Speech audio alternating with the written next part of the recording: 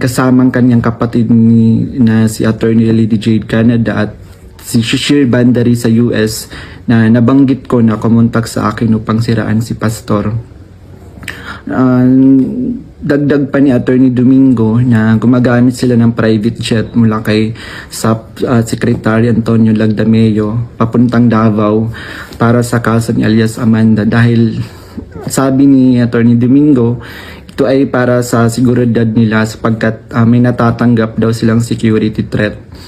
Noong mga panahong iyon, nagkaroon din kami ng pag-uusap ni alias Amanda, si Brenda Portugal, kung saan tinanong ko siya tungkol sa kalagayan ng kanyang kaso sa sexual abuse at human trafficking. Sinabi niya sa akin na